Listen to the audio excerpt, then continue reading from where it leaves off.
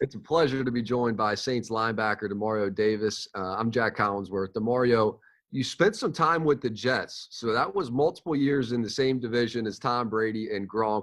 What did you learn about stopping that duo? Well, you learn really quick, that when you're going against great players, it's not so much about stopping them as much as it is about limiting them, knowing what they do well and, trying to force them into areas and things that they don't do so well. And when you're playing against a quarterback like Tom Brady and a tight end like Gronk, you realize there's not that many things that they don't do well.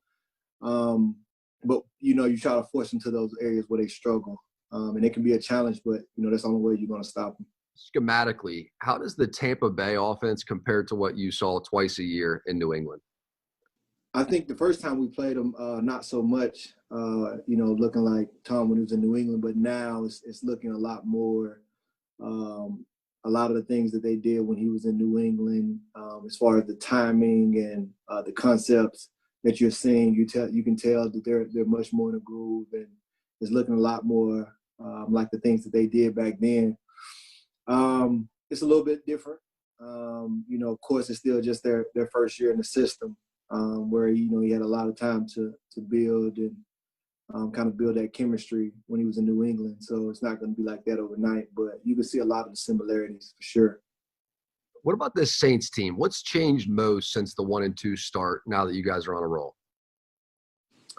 I think, you find your stride at different times of the year.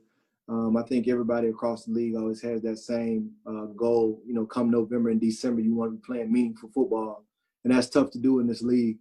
And at the same time, you want to be ascending at the right time, knowing it's a long season, it's a marathon, and I see us as being a team that's on the rise. We haven't played our best football, but still have managed to put ourselves in a good position in our conference and in our division.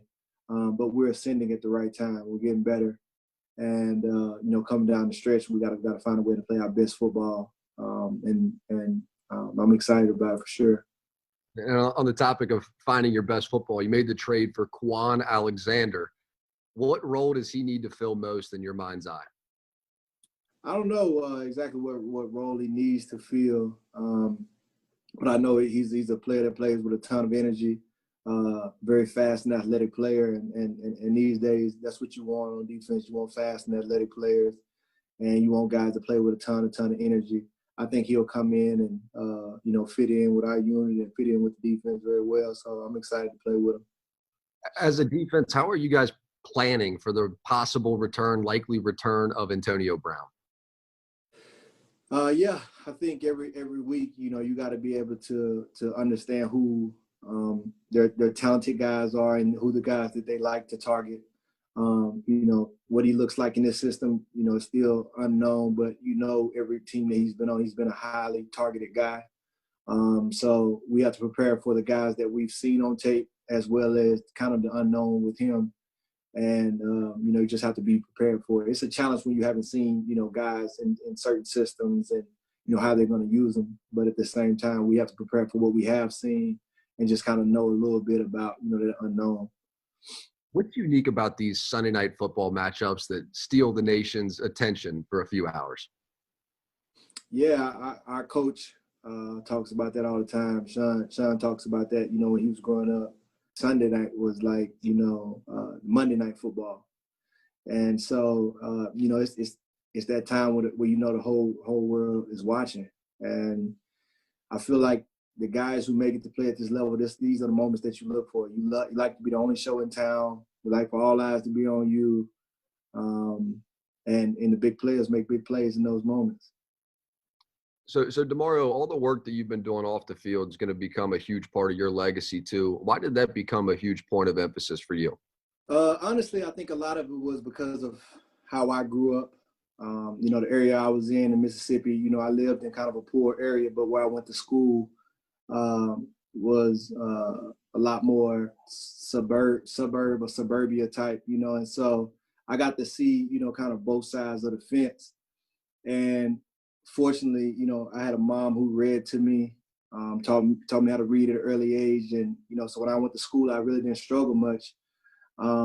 But off the field, I fell into a lot of stuff that could have easily derailed me from, my life and where I am today. And a lot of my friends and my peers just weren't as fortunate. And I kind of started to look at that and say, what was the reason why I was able to be successful, and what was the reason why, so many of them weren't.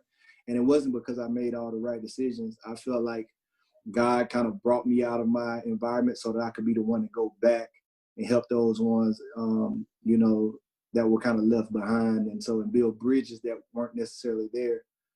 And so I realized that, you don't just have to be talented as stuff, but you have to have resources. You have to be able to do well in the classroom for the most part, just to be able to have more opportunities like I did when I was able to go to college.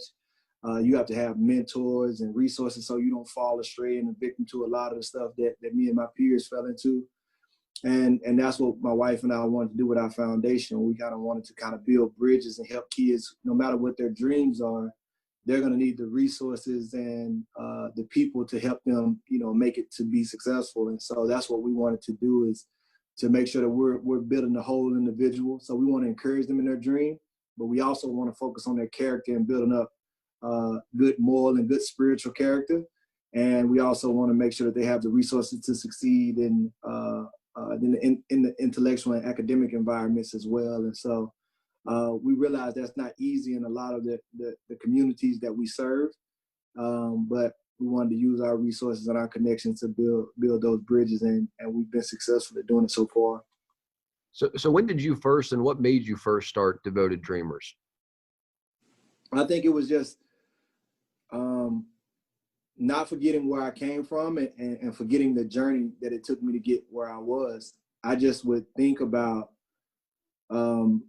all my peers who were just as talented as me or more talented as me, but for whatever reason they didn't make it, whether they didn't do well in the classroom, so they couldn't go from high school to college, or they didn't make the right decisions. And so, either they got a girl pregnant, or they went to jail for selling drugs, or, they had lost their lives, or whatever the case may be. I felt like so much of it was due to the resources that were available. Like if I didn't have my mom and she didn't make me read when I was a child, when I went in the classroom, I wouldn't have been like a lot of my peers. They made low ACT scores just because they couldn't comprehend the questions. It wasn't that they didn't know the material, they just couldn't comprehend it in a fast manner. And so a lot of times the time would run out on, and I noticed that. And then a lot of my peers, had made a lot of bad decisions. And I had made those same bad decisions for whatever reason, like God just favored me and let me advance past it. And I think it was so that I could go back. And so when I made it and made it to the league and had resources, I wanted to use my resources to go back to build those bridges that I wish were there when I was coming through. I say I made it through by the grace of God, because a lot of things that I'm trying to provide for the kids weren't there. To have a place where it's a host of resources they're going to pour into you.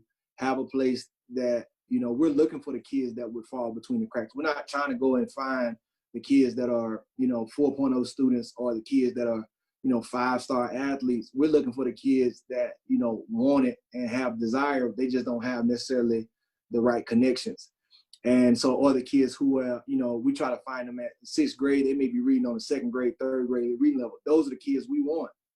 And we just believe that if we pour into them and believe in them, and show them that they can be whatever they want to be, but also pour into them from a character standpoint, from a spiritual standpoint, and give them the resources to help them get their reading level up, help them get their arithmetic skills up, get their financial literacy skills up at an early age. It can change the trajectory of their lives. And that's what we sow into. You're doing God's work there, man. What were some of the biggest lessons that you learned growing up, and what did it take for you to learn those lessons? I think the biggest part is maturity and ownership. Understanding that no one's to blame for your bad decisions. No matter if it's the environment that you come up in and you're a product of your environment and you make bad decisions, the consequences that come from it are yours. You ultimately have to take ownership and take responsibility of it. And I think that's a big sign of maturity. And I didn't always see it as that way. You know, I was looking to blame, you know, somebody else or put it on somebody else. And I think that was huge. Also, I understood the importance of mentorship and just taking the time to spend one-on-one time with somebody. I think there were a lot of people who would have said that they were mentors to me that I wouldn't necessarily say were mentors. You know, just because you have a conversation or you spend a little time with somebody, it's actually like a life on life. You know, I have so many kids that I'm, you know, texting on a regular basis, you know, like how your grades going, you know, what's going on in life. Like, you know, you broke up with your girlfriend, how you feeling? You know, just spending time and just being there constant, because a lot of the kids come from fatherless households, and the young men, if they don't have positive influence men to look up to, they're gonna follow the negative influence that are the loudest in their environment. And I just realized the importance of that. And so I think when I got to college and had just somebody spending that one-on-one time with me, the lessons and the things that they were telling me started to click. And that's how my life changed. And so I started to realize the importance of having that one-on-one type of life and mentorship and discipleship with the next generation, and how important and critical that is to really help them change. And I just believe that it ain't about, you know, saving everybody or changing every life. You just you make a change in one person and you change that person's life. And that's what matters, you know? And so if you can save one life or you can change one life, that's a really big deal, because who knows, that one person that you save or that one person that you change their life, they could be the person that goes and save the world or change the world. So far, what are you most proud of with all your off-field work?